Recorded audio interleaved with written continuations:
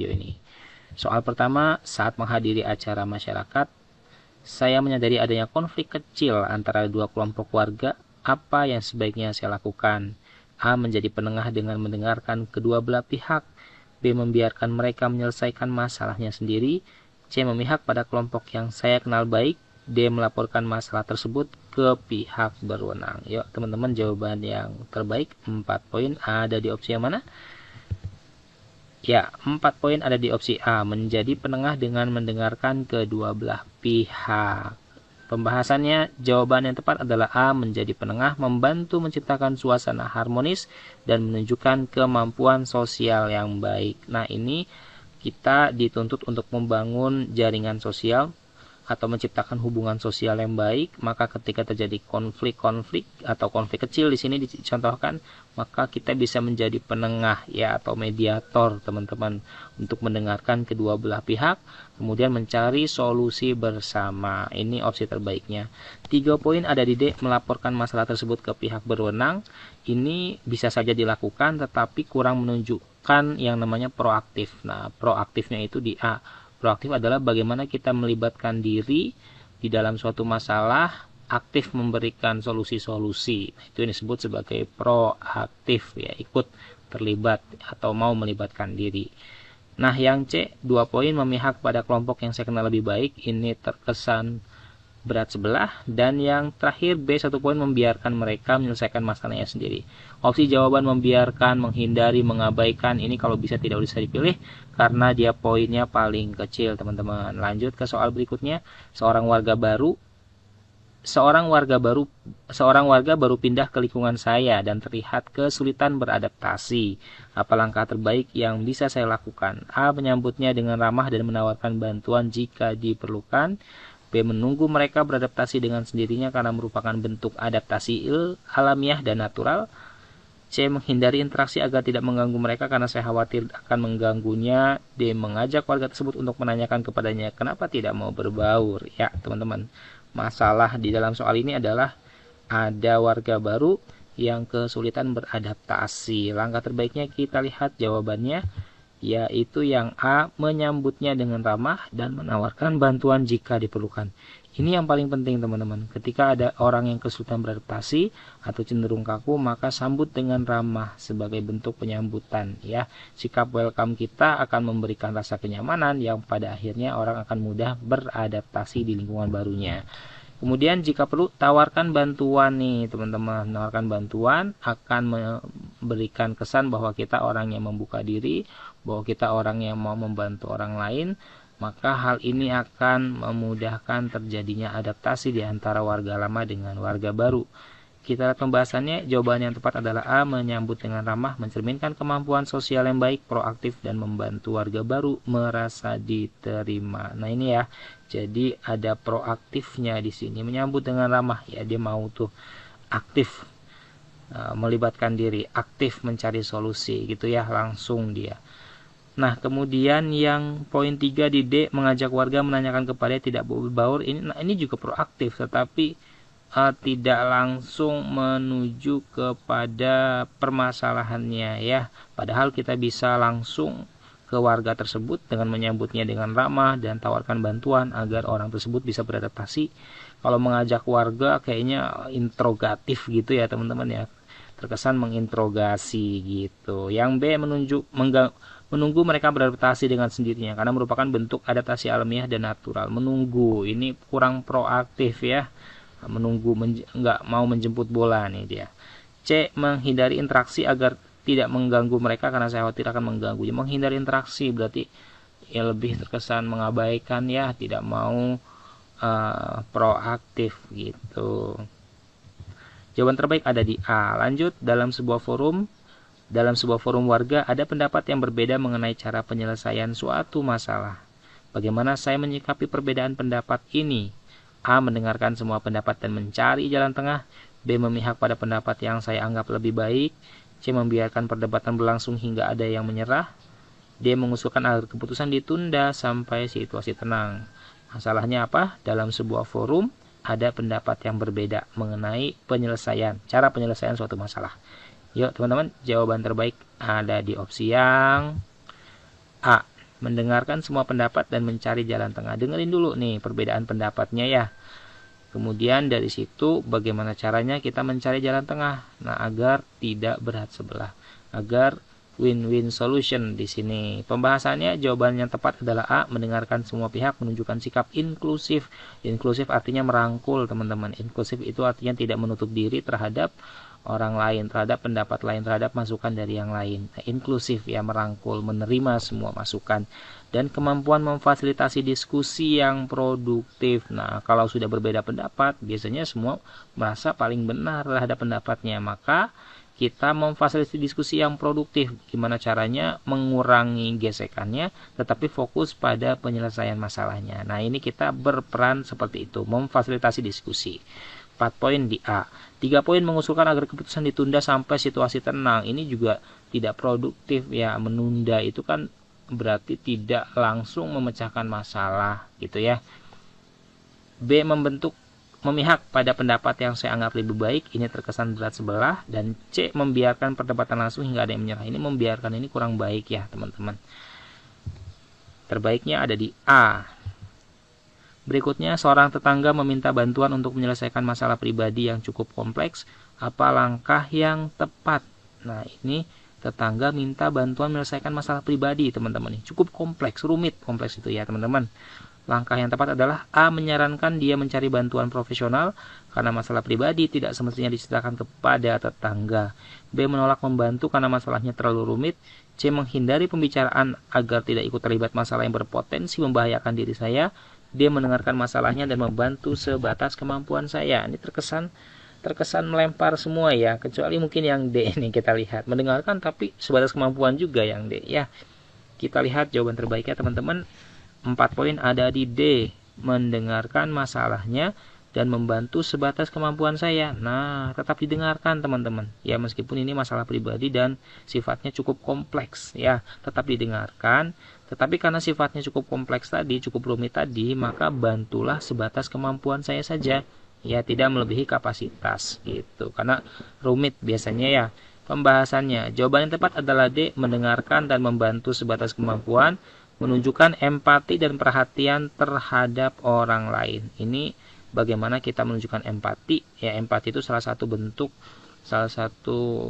cara agar kita dapat berhubungan sosial dengan baik dengan orang lain. Nah, berhubungan sosial adalah salah satu kisi-kisi kita pada pertemuan kali ini.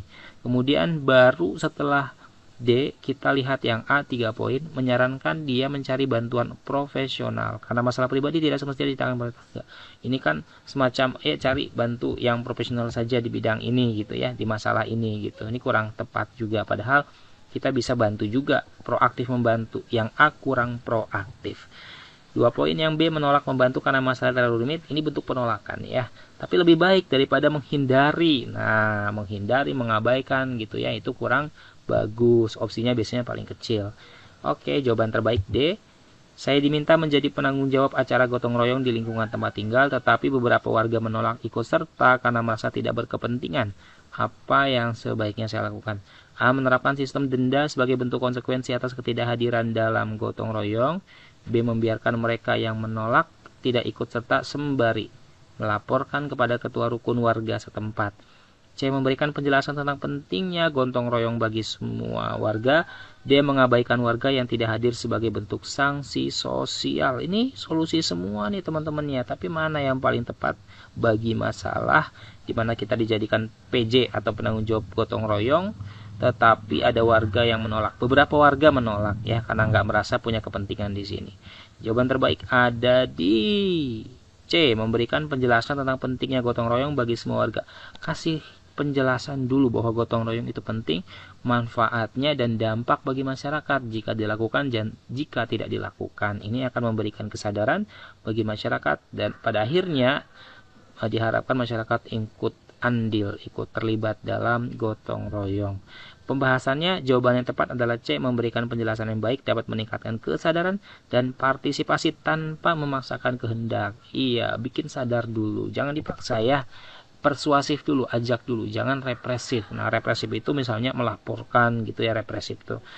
4 poin di C.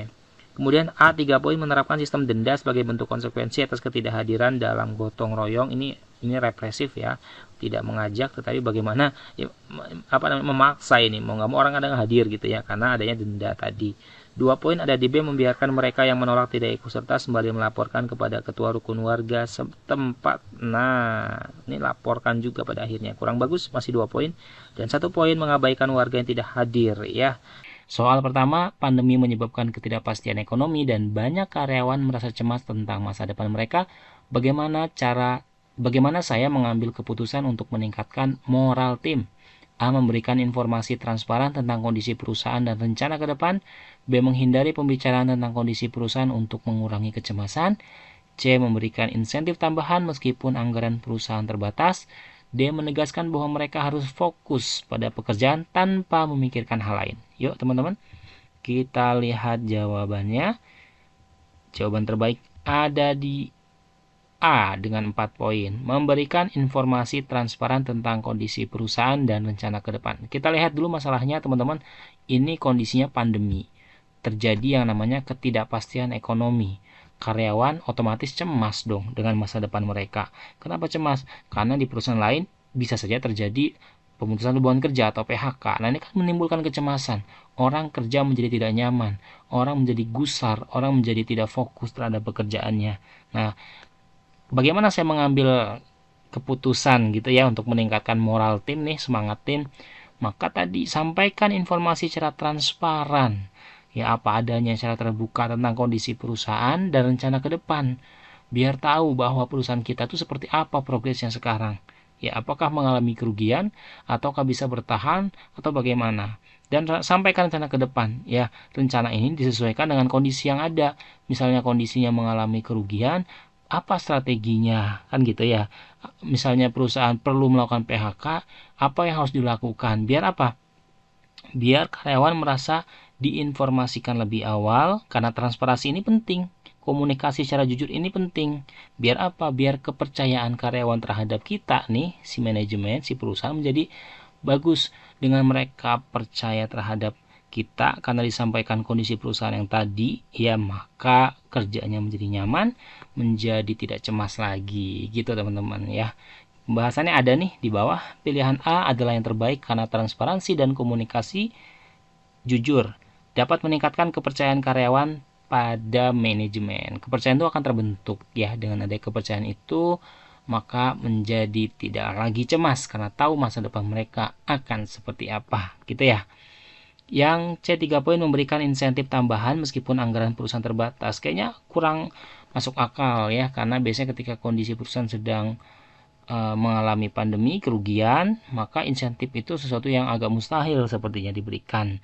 B, menghindari pembicaraan tentang kondisi perusahaan untuk mengurangi kecemasan. Justru orang kalau nggak tahu informasinya jadi cemas ya, ketar-ketir nih, gue di PHK atau enggak nih gitu ya. Yang D, menegaskan bahwa mereka harus fokus pada pekerjaan tanpa memikirkan hal lain. Ini susah nih, tidak bisa dinafikan. Karyawan pasti memikirkan masa depan mereka nih, future mereka nih ke depan gitu ya. Maka perlunya transparansi dari perusahaan ya. Terus apa strateginya ke depan terhadap kondisi saat ini gitu. Soal 2, perusahaan perlu memilih antara melanjutkan proyek besar dengan resiko tinggi atau menghentikannya sementara untuk mengurangi kerugian selama pandemi. Apa keputusan saya? A, melanjutkan proyek dengan meminimalkan resiko melalui langkah mitigasi. B, menghentikan proyek untuk menghindari kerugian lebih besar. C, mengalihdayakan proyek kepada pihak ketiga yang lebih mampu. D, menunda keputusan hingga situasi pandemi membaik untuk mengurangi segala resiko. Kita lihat opsi terbaik ada di A, melanjutkan proyek dengan meminimalkan resiko melalui langkah mitigasi. Teman-teman, meskipun pandemi menjadi tidak menentu ya kondisinya dan proyek besar itu berpotensi mengalami kerugian atau beresiko tinggi, maka jika masih memungkinkan proyek bisa dilanjutkan teman-teman. Tetapi syaratnya apa? Kita harus melakukan minimalisasi resiko, jangan sampai dilanjutkan resikonya besar gitu ya. Nah, apa yang dilakukan langkahnya? Nah, melalui langkah mitigasi. Jawaban A nih, mitigasi itu pencegahan awal. Kita identifikasi, kita deteksi dulu bahwa nanti akan terjadi apa gitu ya. Maka kita lakukan pencegahan dari awal, mitigasi awal, mengurangi dampak resikonya gitu ya teman-teman. Ini penting nih. Opsi 3, menghentikan proyek, menghindari kerugian lebih besar. Menghentikan proyek itu ya berarti menghentikan aktivitas perusahaan dong. Nah, ini kan berpotensi juga bahaya bagi kelangsungan hidup perusahaan. Maka dilanjutkan dengan meminimalkan resiko. Yang paling bagus yang A. C, mengalihdayakan proyek pada pihak ketiga yang lebih mampu. Kita lempar proyek kita kepada pihak lain. Wah, ini sangat disayangkan. D, menunda keputusan hingga situasi pandemi membaik untuk mengurangi segala risiko. Menunda keputusan artinya ya kita hanya menunggu pandemi sampai kapan yang tidak menentu ini. Berbahaya. Kita lihat pembahasannya. Pilihan A adalah yang terbaik karena melanjutkan proyek dengan mitigasi risiko memungkinkan perusahaan tetap berjalan tanpa sepenuhnya mengorbankan tujuan bisnis gitu teman-teman. Berikutnya, beberapa karyawan di tim saya mengalami tekanan mental akibat pandemi. Apa langkah yang sebaiknya saya ambil untuk membantu mereka? A. Mengadakan sesi konseling virtual untuk mendukung kesehatan mental mereka. B. Meminta mereka tetap fokus pada pekerjaan agar tidak merasa stres. C. Memberikan libur tambahan tanpa memengaruhi gaji mereka. D. Membiarkan mereka menyelesaikan masalahnya sendiri karena bagian dari kemandirian. Yuk teman-teman, kita lihat opsi terbaik ada di A, mengadakan sesi konseling virtual untuk mendukung kesehatan mental. Teman-teman, masalahnya apa sebenarnya? Nah, ini kan kondisinya pandemi ya. Dimana-mana pandemi itu menyebabkan tekanan mental. Satu, ya kita nggak siap mungkin dengan cara kerja di pandemi. Dimana kita harus kerja jarak jauh ya, komunikasi menjadi lebih sulit gitu. Dua, mungkin perusahaan mengalami kerugian, orang menjadi cemas terhadap masa depannya. Mungkin perusahaan menerapkan pemotongan gaji dan sebagainya. Segala dampak ini pada akhirnya menimbulkan tekanan mental terhadap karyawan yang bekerja pada masa pandemi. Nah, langkah yang sebaiknya kita ambil apa? Mengadakan sesi konseling. Nah, pendekatan nih, konseling sebuah pendekatan ya yang dilakukan secara virtual untuk mendukung kesehatan mental mereka. Konseling itu bimbingan, teman-teman ya. Konseling itu bimbingan secara virtual. Kenapa virtual? Ya kan kondisi pandemi ini. Biar apa? Memastikan kesehatan mental karyawan terjaga dengan baik selama pandemi ya dengan berbagai masalah tadi yang saya sampaikan di awal. Nah, baru kemudian pembahasannya kita lihat. Pilihan A adalah yang terbaik karena menyediakan konseling menunjukkan empati bahwa kita peduli nih terhadap karyawan kita dan membantu karyawan menghadapi tekanan secara profesional. Jadi konseling itu hal yang diperbolehkan teman-teman ya. Nah, ada kalau kita di perusahaan itu namanya manajemen stres, bahwa karyawan pasti tidak akan lepas dari namanya stres. Maka butuh manajemen stres ya, sebuah cara untuk memberikan konseling, memberikan pendekatan kepada karyawan yang mengalami stres ya. Tentu berbeda solusinya setiap stres yang dialami oleh karyawan tergantung masalahnya gitu ya. Baru kemudian dicek memberikan libur tambahan tanpa mempengaruhi gaji mereka. Libur tambahan ya. Ini kurang fokus kepada masalah tekanan mental ya. Tekanan mental tidak harus solusinya dengan libur ya, banyak solusinya dan bukan dipastikan karena masalah kerja yang berat sehingga butuh libur ya. Bahkan ketika pandemi itu orang banyak WFH, work from home gitu ya, kerja dari rumah. Ini udah kayak libur, setengah libur ya, semi libur. Maka libur dikasih libur lagi bukan solusi yang menurut aku paling tepat. Perlu dua di B ya, 2 poin di B, meminta mereka tetap fokus pada pekerjaan agar tidak merasa stres. Ini berarti pengabaian terhadap tekanan mental karyawan. Dia membiarkan mereka, ini juga bentuk pengabaian teman-teman ya. Opsi terbaik ada di A. Soal berikutnya, pandemi memaksa perusahaan untuk mengurangi anggaran pelatihan. Bagaimana saya dapat memastikan karyawan tetap berkembang? A. Mengalihkan pelatihan ke platform digital dengan biaya lebih rendah. B. Menghentikan semua pelatihan hingga situasi membaik. C. Mengandalkan pengalaman karyawan untuk pembelajaran mandiri. D. Mengurangi fokus pada pengembangan karyawan untuk menghemat anggaran. Kita lihat jawaban terbaiknya ada di opsi A. Mengalihkan pelatihan ke platform digital dengan biaya lebih rendah. Masalahnya apa teman-teman? Pandemi biasanya kan perusahaan mengalami kerugian, maka dampaknya dikurangilah anggaran pelatihan tuh. Ini umum di mana-mana. Nah, bagaimana kita memastikan karyawan tetap berkembang? Ya, jangan hilangkan pelatihannya, cuma ubah modelnya ya. Cari alternatif. Kalau yang tadinya mungkin harus tatap muka dan pandemi nggak mungkin ditatap muka, harus melalui online ya. maka kita bisa gunakan platform digital. Nah, biayanya biasanya lebih murah. Satu, kita tidak menyediakan tempat. Dua, kita tidak menyediakan akomodasi atau konsumsi gitu ya. Ketiga, biasanya kalau bayar mentor dengan pertemuan langsung dan tatap muka lebih murah, pertemuan langsung dan tidak langsung ya, online offline lebih murah yang online biasanya, karena tidak butuh ongkos jalan dan sebagainya. Nah, ini solusi ketika perusahaan mengalami pengurangan anggaran pelatihan. Pembahasannya, pilihan A adalah yang terbaik karena pelatihan digital tetap mendukung pengembangan karyawan dalam batasan anggaran. 3 poin di C mengandalkan pengalaman karyawan untuk pembelajaran mandiri. Ini nggak bisa juga karena setiap karyawan pasti effortnya berbeda-beda.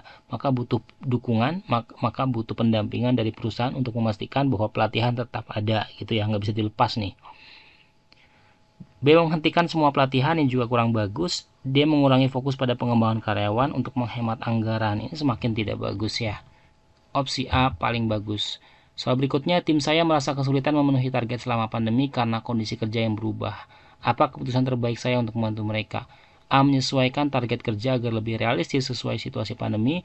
B. Meminta mereka bekerja lebih keras untuk mengejar target yang sudah ditetapkan. C. Menyediakan tambahan sumber daya untuk membantu tim mencapai target. D. Membiarkan target tidak tercapai karena situasi sulit diprediksi. Kita lihat opsi jawaban terbaik ada di A. Menyesuaikan target kerja agar lebih realistis sesuai dengan situasi pandemi. Masalahnya kita lihat, tim saya merasa kesulitan memenuhi target selama pandemi. Ya pasti pandemi ini mempengaruhi ya terhadap target yang ingin dicapai di awal, karena kondisinya berubah ketika pandemi gitu ya. Keputusan terbaiknya apa teman-teman? Menyesuaikan targetnya yang realistis, yang masuk akal, yang sesuai dengan kondisinya gitu ya. Dengan adanya penyesuaian ini, maka orang lebih mudah mencapai target tersebut. Pembahasannya, pilihan A adalah yang terbaik karena menyesuaikan target menunjukkan fleksibel target itu teman-teman, dalam menghadapi tantangan tanpa mengorbankan motivasi tim. C. Menyediakan tambahan sumber daya untuk membantu tim mencapai target. Nambah sumber daya apakah solusi utama? Kayaknya bukan teman-teman. Menambah sumber daya artinya menambah kekuatan internal, bukan berarti memecahkan masalah. Karena tadi masalahnya adalah kondisi pandemi ini yang segalanya menjadi berubah ya. Ini perlu disesuaikan target yang lebih realistis sebetulnya. Yang B meminta mereka bekerja lebih keras untuk mengejar target yang sudah ditetapkan. Nah, ini yang berdampak pada stresnya karyawan. Sudah kondisinya berubah, mereka disuruh kerja keras gitu ya. Semakin sulit mereka untuk bisa beradaptasi saja hebat, apalagi kalau harus bekerja lebih keras di masa pandemi gitu ya. Ini agak berat kayaknya. Maka targetnya sebenarnya yang harus diubah, disesuaikan gitu teman-teman ya. Dia membiarkan target tidak tercapai. Nah, ini juga kurang bagus ya, ada pembiaran nih. Kesuksesan bukanlah hal yang final, kegagalan bukanlah hal yang fatal, keberanian untuk melanjutkanlah yang terpenting. Winston Churchill. Selamat berjuang. Ikuti channel ini, akan ada video-video P3K selanjutnya. Terima kasih.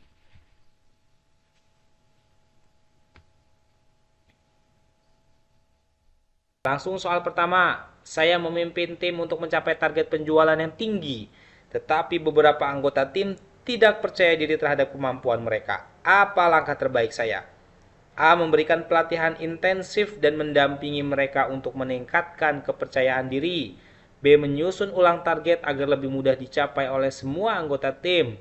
C. Memindahkan anggota yang tidak percaya diri ke tugas lain yang lebih sederhana. D. Memberikan motivasi dengan menekankan pentingnya target tersebut untuk perusahaan. Yuk teman-teman, ini soal tentang orientasi pada hasil. Kita lihat jawaban terbaik 4 poin ada di opsi yang A. Memberikan pelatihan intensif dan mendampingi mereka untuk meningkatkan kepercayaan diri. Kita lihat kasusnya seperti apa. Saya memimpin tim. Nah, kita ini ketua tim, pemimpin tim, teman-teman.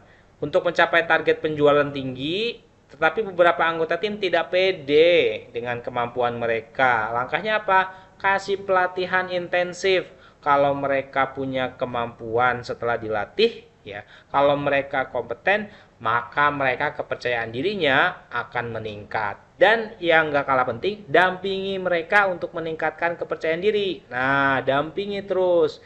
Kalau lagi ngedon, kurang pede, bad mood, kita bisa berikan pendampingan. Kita bisa berikan motivasi untuk kepercayaan dirinya agar kembali meningkat. Pembahasannya kita lihat. Pilihan A adalah yang terbaik karena memberikan solusi konkret, solusi nyata teman-teman untuk meningkatkan kapasitas tim. Iya dong, kalau orang yang gak pede dengan kemampuannya dilatih. Kan kalau mampu, kalau dia kompeten akan otomatis kepercayaan dirinya meningkat di dalam tim. Gitu. Karena targetnya tinggi nih, target penjualannya.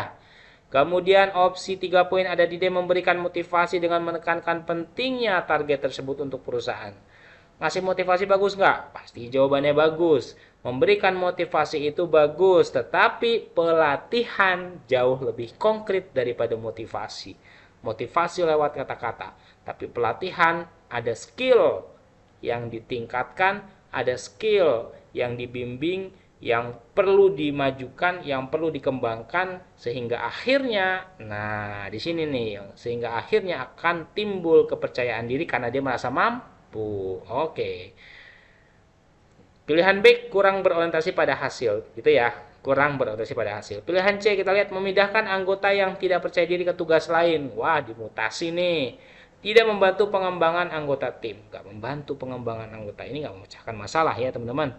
Poin 1, B dulu nih, menyusun ulang target agar lebih mudah dicapai oleh semua anggota tim. Jadi targetnya yang disesuaikan ya, bukan timnya, tetapi targetnya. Ini kayaknya agak kebalik nih, kurang pas nih ya. Yang C kita lihat memindahkan anggota yang tidak pede ke tugas lain yang lebih sederhana. C ini nggak membantu pengembangan anggota tim. Gitu ya teman-teman. Maka jelas opsi terbaiknya kasih pelatihan supaya dia mampu, baru nanti akan kita bimbing juga supaya tingkat kepedeannya meningkat. Kita lanjut ke soal nomor 2. Saya mendapat tugas tambahan yang mendesak, tetapi sumber daya yang tersedia terbatas. Apa yang akan saya lakukan? Tugas tambahannya mendesak, sumber dayanya terbatas. Apa yang dilakukan? A. Mengatur prioritas tugas yang ada dan mendelegasikan sebagian pekerjaan kepada tim. B. Menyelesaikan tugas tambahan dengan mengorbankan kualitas tugas lainnya. C. Menginformasikan kepada atasan bahwa saya tidak bisa menyelesaikan tugas tambahan. D. Membagi perhatian di semua tugas meskipun hasilnya kurang maksimal. Kita lihat guys, jawaban terbaiknya ada di 4 poin, yaitu A. Mengatur prioritas yang ada. Nah, kita lihat kasusnya dulu ya, sebentar. Kita lihat kasusnya dulu. Saya mendapat tugas tambahan yang mendesak. Sudah punya tugas, dikasih tugas tambahan. Mendesak pula, ya. Dan sumber dayanya terbatas pula, gitu ya. Maka penting di sini kita mengatur prioritas tugas. Mana dulu yang mau dikerjakan. Mana yang prioritasnya paling atas gitu ya di dalam skala prioritas. Kalau memang nantinya sudah diukur dengan skala prioritas dan rasanya perlu mendelegasikan sebagian pekerjaan kepada tim, boleh nggak? Ya boleh-boleh aja kalau kita mendesak tugasnya, kemudian penting sifatnya bagi perusahaan, bagi lembaga, bagi institusi, maka boleh mendelegasikan kan sama-sama anggota tim gitu ya. Jadi no problem di sini. Atur tugas prioritasnya, kemudian delegasikan untuk membantu menyelesaikan tugas yang mendesak ini ya, karena sifatnya mendesak boleh mendelegasikan. Kemudian lihat pembahasannya, pilihan A adalah yang terbaik karena menunjukkan kemampuan mengelola sumber daya secara optimal untuk tetap fokus pada tim. Bayangkan di dalam tim ada satu orang yang kerjanya habis-habisan, tetapi ada orang yang santai. Maka disinilah kemampuan kita dalam mengelola sumber daya itu dipertaruhkan. Mampu nggak kita menggerakkan sumber daya yang terbatas ini, gitu ya. Dengan cara mendayagunakan, melibatkan, mengkolaborasikan kita dengan teman-teman kita. Ada tupoksi yang jelas, ada pembagian tugas yang jelas. Itu A 4 poin. Baru kemudian D 3 poin, membagi perhatian di semua tugas meskipun hasilnya mungkin kurang maksimal. Ngasih perhatian ke semua tugas itu bagus nggak? Bagus. Tetapi jangan sampai, karena ini kan tadi tugasnya banyak ya. Di dalam kasusnya tugasnya banyak dan mendesak pula. Sumber dayanya terbatas pula. Jadi kayaknya agak susah untuk membagi semua tugas, untuk membagi perhatian yang sama pada semua tugas gitu. Padahal kadang kita itu nggak bisa multitasking, nggak semua orang bisa multitasking. Maka apalagi ditambah dengan kalimat hasilnya, meskipun hasilnya kurang maksimal. Nah, kalau soal ini tujuannya menguji kita apakah kita berorientasi pada hasil yang maksimal, maka jawabannya D pasti salah nih. Karena tidak memprioritaskan hasil yang maksimal gitu ya. Kemudian B, menyelesaikan tugas tambahan dengan mengorbankan kualitas. Pengorbanan kualitas ini juga kurang bagus karena orientasinya pada hasil yang maksimal. Tadi kisi-kisi kita, orientasi pada hasil gitu ya submateri kita. C, menginformasikan kepada atasan bahwa saya tidak bisa menyelesaikan tugas tambahan. Ini juga bentuk kayak nyerah gitu ya, ngibarin bendera putih padahal kita bisa usaha dulu loh gitu. Kita lihat pembahasannya, pilihan B, C, dan D tidak menunjukkan orientasi yang efektif pada hasil. The next question, number 3. Saya menemukan peluang untuk meningkatkan efisiensi kerja dengan menggunakan teknologi baru. Namun implementasinya membutuhkan investasi yang cukup besar. Apa langkah saya? A, menyusun proposal dengan analisis biaya manfaat untuk mendapatkan persetujuan. B, mengabaikan peluang tersebut karena investasi besar bisa beresiko. C, menggunakan teknologi secara bertahap dengan dana yang tersedia. D, menunggu inisiatif dari manajemen sebelum mengambil tindakan. Ingat, orientasi pada hasil. Kita lihat ya, opsi terbaik, jawaban terbaik ada di A yaitu 4 poin, kemudian C, B, dan D secara berurutan. Saya menemukan peluang, kita lihat kasusnya. Saya menemukan peluang untuk meningkatkan efisiensi kerja dengan menggunakan teknologi baru, ya, sistem kerja baru nih. Dia lihat peluang itu. Tapi investasinya harus besar gitu ya. Maka yang A jawaban terbaik, susun proposal dengan analisis biaya manfaat. Jangan-jangan meskipun investasinya besar, tapi manfaatnya besar juga bagi efisiensi kerja. Maka ini worth it nih untuk dikejar gitu ya. Biasanya proposal itu bukan buat kita pendanaan ya, tetapi buat orang lain yang bisa membantu pendanaan terhadap cara kerja baru ini, penggunaan teknologi baru ini. Maka dengan melibatkan orang lain untuk membiayai, untuk menginvestasi penggunaan teknologi baru di dalam lingkup kerja kita. Ini bagus nih, pelibatan gitu ya. Pembahasannya pilihan A adalah yang terbaik karena berorientasi pada hasil dengan pendekatan analisis yang terstruktur. Dianalisa dulu nih, biaya sama manfaatnya worth it nggak buat diperjuangkan gitu ya. Terstruktur tuh dengan ada analisanya itu. Nah, biasanya analisanya bisa pakai analisa apa nih? SWOT kali ya. Strength ya, kekuatannya, weakness-nya, kelemahannya, kemudian opportunity-nya, peluangnya, dan threat-nya gitu ya. Apa namanya? Tantangannya. Lebih banyak mana nih? Kalau banyak peluangnya dan kekuatannya ya kita gaskan untuk mengajukan proposal penggunaan teknologi baru ini. Cari donatur, cari investasi gitu ya, teman-teman. Cari investor maksudnya. Oke, jawaban C, menggunakan teknologi secara bertahap dengan dana yang tersedia. Ini kurang maksimal. Kalau kita bisa bikin proposal nyari investor kan lebih baik daripada dengan dana yang seadanya. Kemudian B, mengabaikan peluang tersebut karena investasi besar bisa beresiko. Ini berarti menggagalkan peluang. Padahal tadi apa kalimatnya? Saya menemukan peluang bagus tuh. Yang D, menunggu inisiatif dari manajemen sebelum mengambil tindakan. Menunggu inisiatif ya, kayaknya kurang. Justru di sini menunjukkan kita kurang inisiatif karena menunggu ya, nggak jemput bola, nunggu aja di gawang. Nah, ini kan kurang bagus bagi perkembangan sebuah tim kerja. Ya, orientasi hasilnya kurang bagus nih. Kalau dia memprioritaskan orientasi hasil, dia kejar tuh investasi besar, tapi manfaatnya besar ya worth it, no problem to apa namanya memutuskan to decision ya, ambil keputusan penting di situ. Lanjut nomor 4. Dalam laporan akhir saya menemukan kesalahan minor, dikit kecil minor itu, yang tidak terlalu mempengaruhi hasil keseluruhan. Apa yang saya lakukan? Jadi masalahnya di dalam laporan akhir ada kesalahan minor sih, nggak begitu ngaruh ke hasil gitu ya, hasil laporannya. Tapi apa yang dilakukan? A, memperbaiki kesalahan tersebut sebelum laporan diajukan. B, mengabaikan kesalahan karena dampaknya tidak signifikan. C, memberitahukan kepada tim untuk memperhatikan kesalahan ini di masa mendatang. Dia melaporkan kesalahan ini kepada atasan sebelum mengajukan laporan. Yuk, teman-teman, jawabannya adalah yang A, 4 poin. Memperbaiki kesalahan tersebut sebelum laporan diajukan. Saya ulang, memperbaiki kesalahan tersebut sebelum laporan diajukan. Ingat, tadi sumaterinya apa hari ini? Yaitu berorientasi pada hasil. Kalau orientasinya pada hasil yang maksimal, maka kalau bisa ya, suatu keharusan kita menyajikan hasil yang perfect ya, sempurna gitu, nggak ada cacatnya. walaupun minor dan nggak ngaruh terhadap hasil, tapi tetap hasil yang maksimal itu menjadi final destination kita, gitu ya. 4 poin di A. Lihat pembahasannya. Pilihan A adalah yang paling tepat karena mencerminkan komitmen terhadap hasil yang berkualitas. Opsi tiganya di C, memberitahukan kepada tim untuk memperhatikan kesalahan ini di masa mendatang. Artinya laporan tetap diajukan dengan kesalahan minor tadi. Wah, kayaknya kurang deh. Padahal harusnya kesalahan tadi diperbaiki dulu gitu ya. Oke, teman-teman. Poin B. Penjelasannya atau pembahasannya, pilihan B menunjukkan pengabaian terhadap detail. Artinya ada yang dikorbankan di situ ya, kesalahan minor tadi. Baru yang opsi B, 2 poin, mengabaikan kesalahan karena dampaknya tidak signifikan. Mengabaikan itu kurang bagus teman-teman. Ya, D, melaporkan kesalahan ini kepada atasan sebelum mengajukan, dilaporin, tetapi nggak kelihatan di situ apa tindakan nyata, tindakan konkret yang dilakukan untuk memperbaiki kesalahan demi hasil yang maksimal. Karena apa tadi?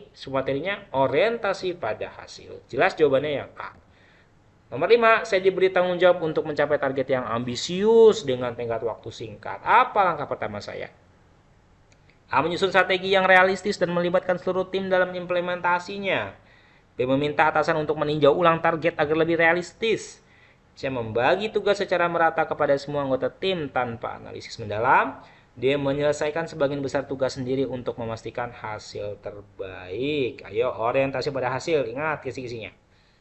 Sudah punya jawaban? Kita lihat jawaban terbaik ada di 4 poin, yaitu A, menyusun strategi yang realistis dan melibatkan seluruh tim dalam implementasinya. Lihat soalnya guys. Saya diberi tanggung jawab untuk mencapai target yang ambisius. Wah, kita punya tanggung jawab mencapai target yang ambisius. Ambisius itu kan target yang kayaknya di luar nalar gitu kali ya. Apa ya, ambisius itu kayaknya pengen banget mencapai itu dengan target tinggi, kita harus bisa gitu. Ambisius tuh, punya ambisi besar untuk mencapai target yang tinggi gitu. Targetnya ambisius ya. Wah, biasanya nih. Dengan tenggat waktu yang singkat. Ini masalah banget nih. Tenggatnya singkat gitu ya. Timelinenya singkat, padat. Apa langkah pertama saya? Susun strategi yang realistis. Ini loh, kalau targetnya seperti ini, maka bisa dilakukan dalam 5 hari. Hari pertama apa yang dilakukan, targetnya apa, hari kedua apa yang dilakukan, targetnya seperti apa, dan selanjutnya gitu teman-teman. Strateginya realistis. Kalau proyeknya ambisius, strateginya realistis. Kalau proyeknya kayaknya berat, strateginya ya dengan cara-cara yang berat. Jangan proyeknya ambisius, langkah-langkahnya santai, kan nggak connect juga di situ gitu. Dan melibatkan seluruh tim dalam implementasinya. Ini unsur kolaboratif. Kita lihat pembahasannya, pilihan A adalah yang terbaik karena menunjukkan perencanaan strategis dengan keterlibatan tim. Nah, perencanaan strategis, dia merencanakan dengan baik, dengan jelas, alurnya realistis ya. Terus ada pelibatan. Ini bagusnya opsi A. Opsi C, 3 poin, membagi tugas secara merata kepada semua anggota tim tanpa analisis mendalam. Ini kurang bagus. Membagi tugas merata tuh bagus ya, tetapi tanpa analisa, ini yang kurang bagusnya. Gitu. C itu kurang terstruktur ya di pembahasan. Kemudian 2 poin ada di B, meminta atasan untuk meninjau ulang target agar lebih realistis. Oh, Pak Ketua tolong, ini targetnya kayaknya nggak realistis deh gitu ya. Kurang bagus nih. Menunjukkan apa? Di pembahasan kita lihat menunjukkan kurangnya daya juang. Kemudian yang D, menyelesaikan sebagian besar tugas sendiri untuk memastikan hasil terbaik. Menyelesaikan sebagian besar tugas sendiri. Nah, masa sendirian sih? Di mana unsur efektivitas kerja timnya? Ya, hasil yang bagus itu penting, tetapi kolaborasi jangan dilupakan. Kolaborasi ini satu nilai positif, bahwa kalau kerja dalam tim itu, maka yang terbaiknya adalah melibatkan seluruh tim dalam mencapai target dari tim itu. Soal pertama, dalam proyek tim salah satu anggota tidak menyelesaikan tugas tepat waktu, sehingga berdampak pada progres keseluruhan. Apa langkah terbaik yang saya ambil untuk membantu tim kembali ke jalur yang benar? A, memberikan kritik langsung agar anggota tersebut belajar bertanggung jawab. B, membantu menyelesaikan tugas anggota tersebut tanpa memberitahu tim. C, mendiskusikan masalah ini dalam rapat tim untuk mencari solusi bersama. D, melaporkan langsung kepada pemimpin tim untuk bertindakan lebih lanjut. Yuk teman-teman, jawaban 4 poin ada di opsi yang mana? Kita lihat. Opsi 4 poin ada di C, mendiskusikan masalah ini dalam rapat tim untuk mencari solusi bersama-sama. Kita lihat masalahnya teman-teman. Ada salah satu anggota, ya berarti satu doang nih yang bermasalah ya. Karena tidak menyelesaikan tugas tepat waktu, nggak on time dia.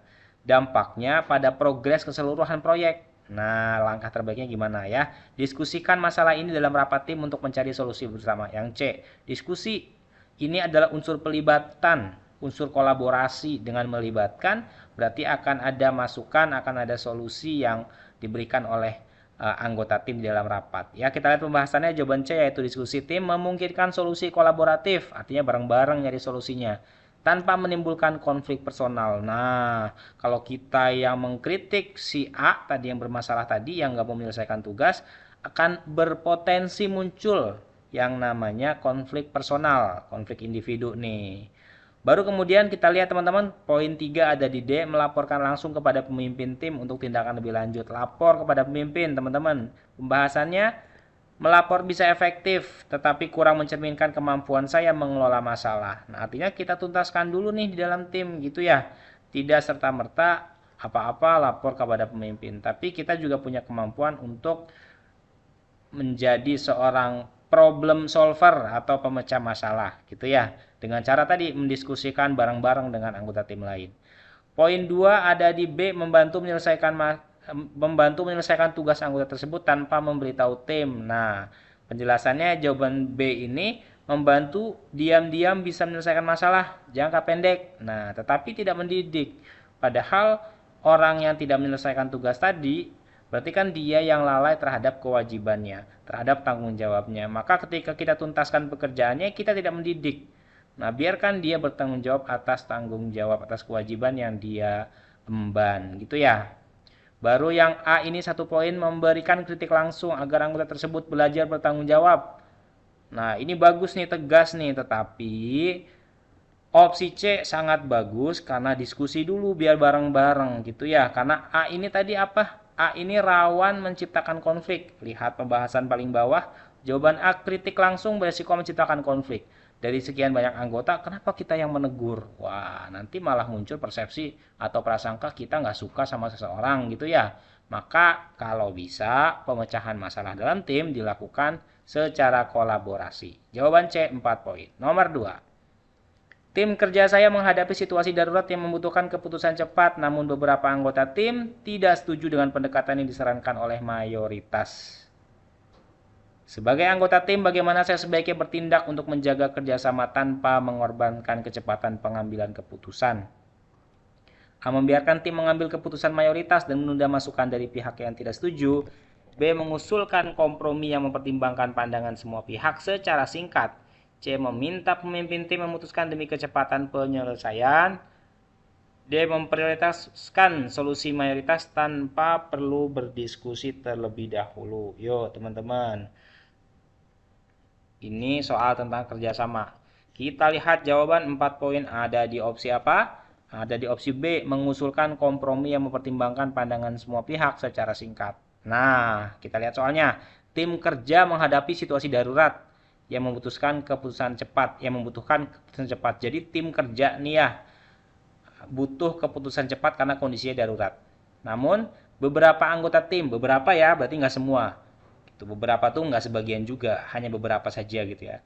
Tidak setuju dengan pendekatan yang disarankan oleh mayoritas, padahal sebagian besar sudah mengambil keputusan A, tapi yang beberapa orang ini nggak setuju gitu. Sebagai anggota tim, bagaimana saya sebaiknya bertindak untuk menjaga kerjasama? Gimana caranya biar kerjasama tetap terjalin, baik yang mayoritas maupun yang beberapa tim yang berbeda pendapat tadi gitu ya, tanpa mengorbankan kecepatan pengambilan keputusan. Di sisi lain ini harus cepat mengambil keputusannya. Maka usulkan kompromi yang mempertimbangkan pandangan semua pihak secara singkat. Mau nggak mau karena ini sudah mendesak, harus mengambil keputusan secara cepat, maka harus ada kompromi. Siapa yang mengkompromi? Yang mengkompromi adalah tadi orang yang tidak, beberapa anggota yang tidak setuju. Nah, karena sudah mayoritas ya, kalau mau di voting pun, kalau mau di musyawarah pun, ini sudah menang mayoritas, hanya beberapa orang yang tidak menerima. Maka harus ada kompromi. Kita usulkan kompromi dong, ini sudah mendesak nih, gitu ya. Keputusannya harus cepat diambil karena kondisinya darurat. Gitu. Pembahasannya jawaban A mengabaikan masukan pihak yang tidak. Oh, jawaban B dulu nih. Jawaban B. Kompromi memperhatikan kerjasama tim dan menyelaraskan prioritas. Memperhatikan kerjasama tim. Nah, kerjasama ya, baik yang setuju tadi mayoritas maupun yang kurang setuju yang beberapa orang tadi. Nah, kompromi memperhatikan kerjasama tim dan menyelaraskan prioritas. Karena sudah harus mengambil cepat keputusannya, karena situasi darurat, maka harus ada prioritasnya. Nah, selaraskan dulu nih, kita harus cepat-cepat ngambil keputusan. Jangan sampai ada yang menghambat atau menghalangi proses pengambilan keputusan cepat ini, gitu ya. Baru 3 poin ada di C, meminta pemimpin tim memutuskan demi kecepatan penyelesaian. Nah, ini pemimpin tim yang memutuskan. Kita lihat pembahasannya. Jawaban C, meminta pemimpin mengambil keputusan menunjukkan ketergantungan. Iya, masa pemimpin? Padahal kita tim. Ngambil keputusannya sebaiknya bersama-sama gitu ya. Kemudian 2 poin ada di A, membiarkan tim mengambil keputusan mayoritas dan menunda masukan dari pihak yang tidak setuju. Artinya ini mengabaikan unsur kompromi. Jadi mau nggak mau dipaksa kita harus pakai keputusan mayoritas. Nah, yang minoritas tadi yang tidak setuju tadi beberapa orang tadi kita abaikan dulu gitu kan. Menunda masukan berarti kan abaikan untuk sementara waktu. Nah, kalau yang B tadi bagus tuh. Tolong kompromi dulu bagi beberapa orang yang tidak setuju karena mayoritas sudah setuju. Karena apa tadi? Karena harus mendesak mengambil keputusan dalam situasi darurat. Kita lihat A pembahasannya. Jawaban A, mengabaikan masukan pihak yang tidak setuju dapat merusak kerjasama jangka panjang. Iya dong, mengabaikan itu kurang bagus ya teman-teman. Poin 1 ada di D, memprioritaskan solusi mayoritas tanpa perlu diskusi lebih lanjut. Nah, ini tidak ada tidak ada pendekatan kepada yang tidak setuju tadi. Nah, jawaban D ini mengutamakan mayoritas tanpa diskusi dapat menimbulkan konflik. Cepat sih ngambil keputusannya tapi beresiko konflik. Maka jawaban terbaik ada di B. Next question number 3. Saya menemukan bahwa salah satu anggota tim merasa kurang dihargai karena idenya sering tidak diakomodasi dalam diskusi. Apa langkah yang paling tepat untuk menjaga hubungan kerja dan kerja sama tim? A, menyarankan anggota tersebut menyampaikan ide langsung kepada pemimpin tim. B, memberikan kesempatan kepada anggota tersebut untuk menjelaskan idenya di diskusi berikutnya. C, membahas dengan anggota tim lain tentang pentingnya menghargai ide setiap orang. D, menyarankan anggota tersebut untuk lebih percaya diri dalam menyampaikan ide. Jawabannya apa teman-teman? Jawaban terbaik ada di B, 4 poin, memberikan kesempatan kepada anggota tersebut untuk menjelaskan idenya di diskusi berikutnya. Nah, ini kan salah satu anggota merasa nggak dihargai atau kurang dihargai gitu ya, karena idenya sering nggak diakomodasi dalam diskusi. Kita nggak tahu nih kenapa nggak diakomodasi gitu ya. Tapi gimana caranya kita mengambil langkah supaya hubungan kerja sama dalam timnya tetap terjalin. Gitu. Kasih kesempatan kepada anggota tersebut untuk menjelaskan idenya di diskusi berikutnya, gitu ya. Jawaban B ini kita lihat pembahasannya, memberikan kesempatan langsung membangun rasa dihargai. Ayo kasih masukan, kasih saran, sampaikan pendapatmu gitu ya. Ketika itu dilakukan akan terbangun rasa dihargai oleh seluruhan tim. Dan terbangun juga yang namanya kepercayaan diri. 3 poin ada di C, membahas dengan anggota tim lain tentang pentingnya menghargai ide setiap orang. Kita bahas ke semua orang. Nah, padahal lebih pentingnya adalah kasih kesempatan aja. Ini kan satu orang ini merasa kurang dihargai karena nggak diakomodasi gitu ya. Tidak diberikan akomodasi itu tidak tertampung gitu ya. Tidak tertampung diskusinya, tidak tertampung sarannya, pendapatnya di dalam diskusi gitu. Jawaban C 3 poin, kita lihat pembahasannya, diskusi tentang penghargaan ide penting tetapi memerlukan waktu tambahan gitu ya. Gitu. Yang D, menyarankan anggota tersebut untuk lebih percaya diri dalam menyampaikan ide. Kita suruh dia pede gitu. Menyarankan percaya diri itu baik, tetapi langkah nyatanya nggak cukup gitu. Kasih aja kesempatan dulu, nanti akan terbangun kok pedenya. Ya, maka yang B paling bagus. A, menyarankan tersebut menyampaikan ide langsung pada pemimpin tim. Wah, ngapain pemimpin? Kita sama anggota aja, kasih kesempatan gitu ya, teman-teman. Siap? Opsi terbaik di B. Lanjut nomor 4. Dalam sebuah proyek tim, saya menghadapi anggota tim yang cenderung bekerja sendiri tanpa berkoordinasi dengan anggota lainnya. Apa yang sebaiknya saya lakukan untuk mengatasi masalah ini? Anggota tim yang bekerja sendiri, berarti terkesan individualistik dalam bekerja ya.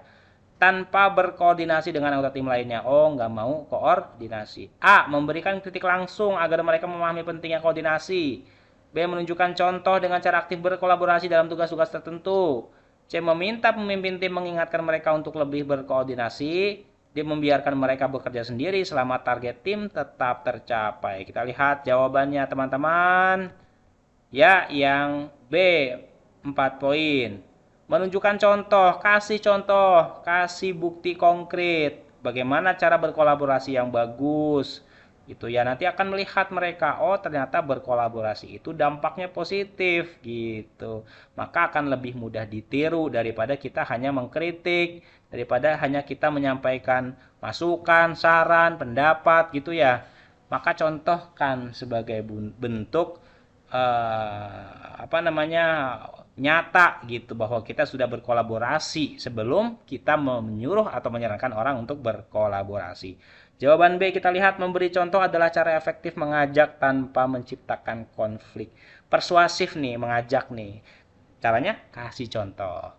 Poin 3, dia memberikan kritik langsung agar mereka memahami pentingnya koordinasi. Kritik langsung dapat menyelesaikan masalah, tetapi beresiko menimbulkan ketegangan. Oh, ini bisa konflik teman-teman ya. Tersinggung khawatirnya. C. Meminta pemimpin tim mengingatkan mereka untuk lebih berkoordinasi. Ini ketergantungan sama pemimpin kalau kayak gini ya. C. Meminta pemimpin mengambil alih mengurangi inisiatif saya. Itu pembahasan ya lihat teman-teman. Mengurangi inisiatif saya gitu ya. D-nya membiarkan mereka bekerja sendiri selama target tim tetap tercapai. Nah, ini target dari soal ini adalah bagaimana pemahaman kita tentang kerjasama yang baik di dalam tim. Jawaban D, membiarkan perilaku tersebut dapat mengurangi sinergi tim. Sinergi itu kerjasama, teman-teman ya. Bagaimana antara satu orang dengan orang lain saling bersinergi, saling melibatkan, saling berkoordinasi, saling berkontribusi. Itu namanya sinergisitas gitu. Oke, jawaban terbaiknya B. Kita lanjut ke nomor 5. Proyek bersama tim saya menghadapi masalah dan beberapa anggota mulai menyalahkan satu sama lain. Wah, ini kebiasaan nih, kalau ada yang salah pasti saling menyalahkan. Apa yang sebaiknya saya lakukan untuk memulihkan kerjasama tim? A. Menyampaikan bahwa saling menyalahkan tidak produktif dan mengarahkan fokusnya ke solusi.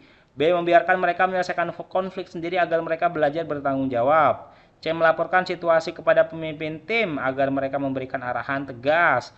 D. Mencoba menyelesaikan masalah sendiri untuk meredakan ketegangan. Apa teman-teman jawabannya? Opsi 4 poin ada di jawaban A. Menyampaikan bahwa saling menyalahkan nggak produktif. Hei kawan-kawanku, gitu ya. Proyek kita ini memang ada masalah, tapi kayaknya nggak perlu kita saling menyalahkan anggota. Itu nggak produktif kawan-kawan, gitu ya. Dan mengarahkan fokus ke solusi. Ayo, gimana caranya kita mikir solusi? Apa yang bisa kita ambil untuk solusi dari permasalahan kita, gitu ya. Yang A ini. Baru yang D, mencoba menyelesaikan masalah sendiri untuk meredakan ketegangan. Kalau yang A penjelasannya, mengalihkan fokus ke solusi, memperbaiki kinerja tim tanpa menyalahkan pihak tertentu. Kalau yang D pembahasannya, menyelesaikan masalah sendiri membantu tetapi tidak memberdayakan tim. Nah, yang D ini kita ngerjain atau menyelesaikan masalah sendiri, masalah tim, tapi kita selesaikan sendiri masalahnya. Bagus nggak? Bagus sih, tapi mana kerjasamanya? Padahal soal ini meminta kita memberikan jawaban tentang kerjasama, aspeknya kerjasama. Kemudian C, melaporkan situasi kepada pemimpin agar mereka memberikan arahan tegas. Oh, jawaban C ini pembahasannya melaporkan situasi menunjukkan kurangnya upaya inisiatif saya. Lagi-lagi bergantung pada pemimpin. Nah, kurang bagus juga, padahal kita punya kesempatan gitu ya, di dalam anggota tim itu punya kesempatan yang baik gitu. Kemudian 1 poin, membiarkan mereka menyelesaikan konflik sendiri agar mereka belajar bertanggung jawab. Membiarkan gitu ya. Termasuk jawaban yang kurang bagus teman-teman. Menghindari, mengabaikan gitu ya. Itu biasanya kurang bagus. Nilainya rendah. Lebih baik gagal daripada tidak pernah mencoba. Selamat berjuang.